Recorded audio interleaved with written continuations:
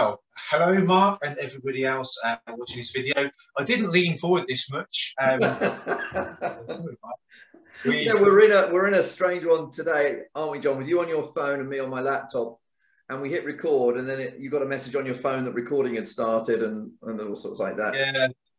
Yeah, these small changes really throw us out. This is 5 minutes with John and Mark. Let's see if we can keep it to roughly 5 minutes. We tend to go a little bit over, but today maybe we won't. Mark, would you mind bringing up the slides for us? So yeah, it's nice to see you all again, and just to run through, we're Goodfoot, John and Mark. We work to a methodology, the pyramid that you can see on your screen, and we're going to be looking at a particular topic today. Is it conscious inclusion, Mark? Conscious inclusion, John. I say just 5 minutes. I think it's been just 55 minutes probably on this subject, but we'll try and keep it short. Yeah, indeed. And I was just going to say in relation to our methodology that you see conscious inclusion, I think, throughout all those layers of the pyramid. It very much fits into, I think, everything that we do, but we're going to explore that today with a slightly different format. We're going to be doing maybe a bit of a question and answer, bit of an interview. Sure. So I've got a couple of questions for you, because I know that you've got a few opinions on this subject. So I think, first of all, is conscious inclusion important, in your opinion? Yeah, it's absolutely important. I think we should be conscious of everything that we're doing in management and leadership, firstly. And inclusion is, we both have to say, John, right, without doubt, an imperative, something that we want.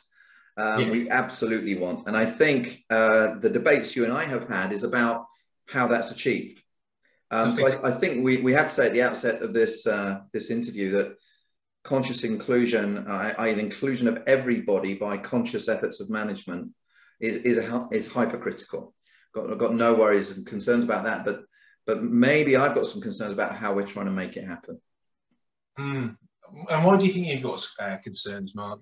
I'm a bit of a fan of, I'm not very good at this, but I'm a bit of a fan of physics and learning, and reading about what the latest understandings are. And there's something very interesting in quantum mechanics that we all probably know by now, is that things, if you like, light or other things, exist in wave form until they're measured, and then they become particles.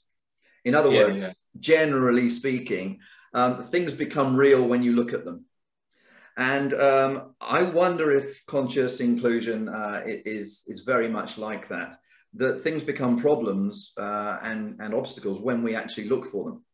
And then I just quote Michelle Tafoya, who's resigned from NBC News at the moment, who was on a YouTube interview, really interesting, that we all want our children to be inclusive. And her child, who is white, had a person of colour's child as a friend at school, quite naturally, until the school said, you need to identify with your ethnic group, and forcibly put them into ethnic groups at breaks, in which case now her white child does not have a friend of colour because they're now in two different groups. So actually looking at it and trying to solve the problem of inclusion caused exclusion. So my question is, how do we approach inclusion without causing exclusion? And I'll go on to thoughts about that in business in a second or two. But I just wonder on your observations on that, John, your comments, your thoughts. So we have many debates on this. So what are your thoughts on that? Yeah, I mean, I think I'll just go back to the original question. Is this subject important? And I think it is for reasons that you've highlighted. But when I look at the pyramid, I think that it's important on all those levels, because I think that it affects people at all stages of their lives, of all different cultures, in all different roles, and I think that it informs the way we think, the way we do business, the way we communicate. So yes, 100%, it's important, and yeah, that would be the reason I think that we're having this chat, isn't it? And I think it's quite a tricky subject, or it can be a tricky subject. Yes. You've alluded to it there. So do you mind just maybe going into why you think it might be a tricky subject? Yeah, I'll give you obviously this is political, so forgive me, but I'll give you a political example. In the BLM riots in the US, there was massive destruction. BLM support, whoever was in the crowd, supporting the movement, i.e. a nominated group, there's massive disruption and very little prosecution of that discussion compared to, take the Canadian truckers, where there's less destruction, there's distraction, but less destruction, and massive response to that group. So what has happened is, whichever group you support or don't support, to me is irrelevant in this, is that the nomination of groups, the labeling of a group, an identity group, if you like, and I'll get on to work in a second, but the labeling of an identity group, to me, as an observer, often seems to cause more problems than the non-labeling of a group. So we could now argue for a long time and have a few beers about the BLM group and how it has behaved, the truckers in Canada and how they have behaved. And we may take sides, we may not. But it's the treatment of both those groups is very extremely different. I'm not saying which is right or which is wrong, but they're very extremely different because the groups are perceived differently. So in identifying groups, we end up with perceptions, and then we end up with differences of perception. So we end up with disagreement about what to do about the perceptions themselves. In other words, it's a never-ending quagmire of exclusion, not inclusion, in my view. It's an interesting point you make about groups, and there's been many research studies that have done around that subject of when you identify or you label somebody or a group, what happens? Well, they start to play up to that group. And what does that mean? Well, they start to identify it with it. They start to separate themselves from people who are other. This word "other" comes up a lot. And then when you start seeing that in business, you see segregation and separation, which is the opposite of what we want, isn't it? We want inclusion. We want to be consciously inclusive. Yes. So I think it's a fascinating point you just made there, Mark. But how do you think that we're going to be able to bring people together then? How do you actually do this? How do you make people more inclusive? Yeah. Well, my personal view, and it is only personal, is that if HR goes down the route of identifying groups that are underprivileged or more privileged, it's on a road to more exclusion, not inclusion. That's my basic tenet. So if within an HR manager's department, we know and we believe that certain groups have a better privilege than other groups, we're instantly into the politics of division and difference of opinions, and we're actually generating the problem itself. We want individuals to be included, totally included, and we want teams to feel that everybody is part of the team.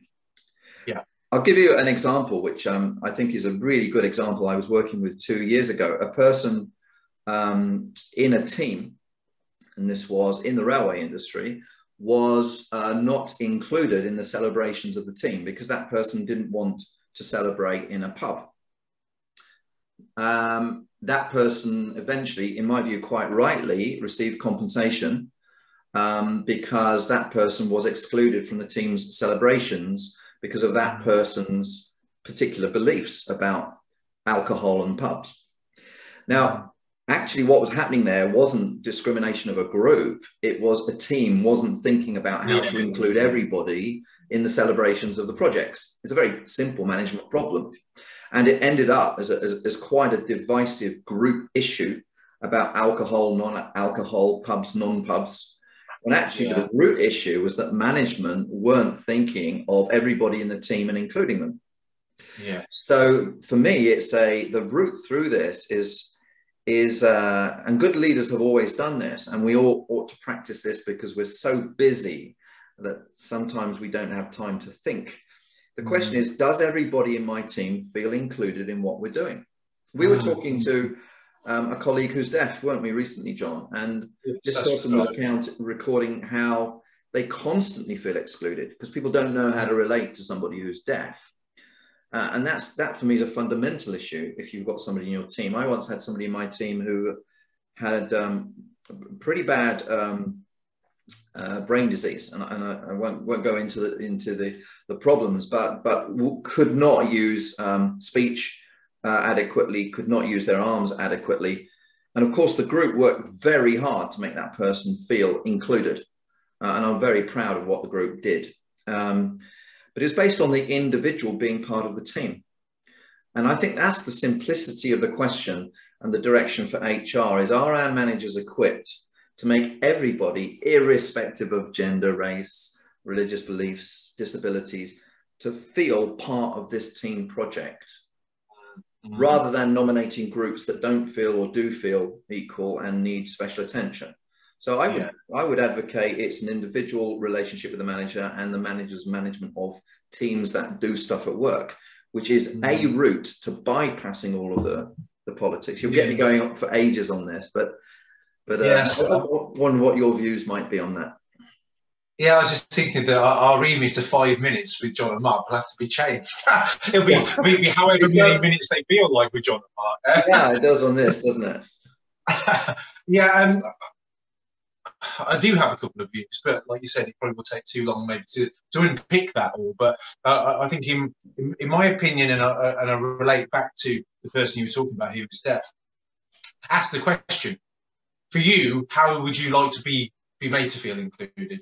Yes. I think asking that question, having that in meetings, having that as a mantra that people work towards, that they feel that they can say how it is to be included. Because who am I to say what's right for Mark to feel included?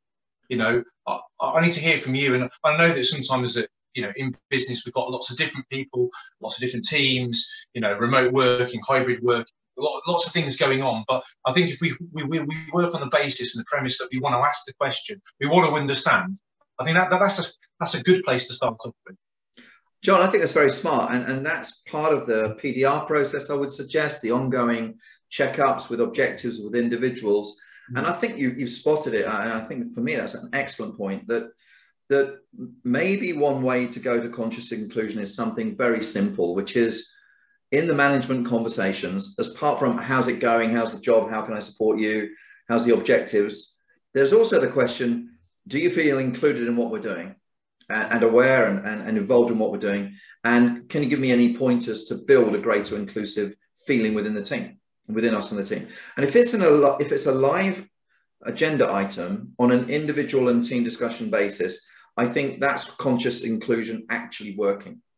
I think if it's education about which groups generally are not included and which groups generally are not excluded, and what a microaggression is or isn't, because that's a matter of opinion too, we're going down rabbit holes which don't answer the problem of bringing inclusion into people. That's my personal view. So I like what you say, and I think it's a management responsibility. It's not a corporate HR responsibility, that though HR can give guidance. Make sure your team all feel included. I think for me, that's what conscious inclusion is. And I think it's an organic process that like you said, it's a live thing, and it might change, you know, daily, weekly, depending on what's going on. COVID hits, well, everything's out the window. We need to be responsive to that. And so, yeah, I think as an agenda item, PDRs, management meetings, these sorts of things, it's got to be that often, that relevant. Yeah, absolutely. And I think the assumption I won't give the actual example. I'll give a slightly similar example. Be a bit vague on this because I don't want to upset anybody who does represent a certain group. But this person was labelled as being part of a group by an HR function, and meetings were set up for this particular group. And I won't say whether it was a gender or a race or an ability group or a disability group. I won't say.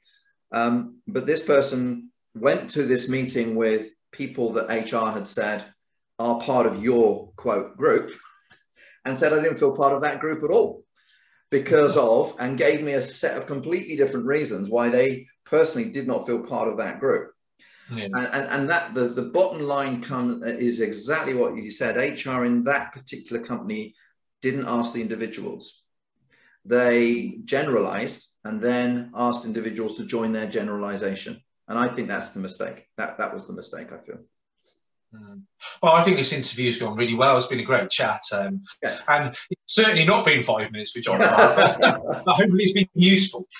Yes, I hope so too. And I guess folk, we hope will join us again next time for maybe 5 minutes with John and Mark.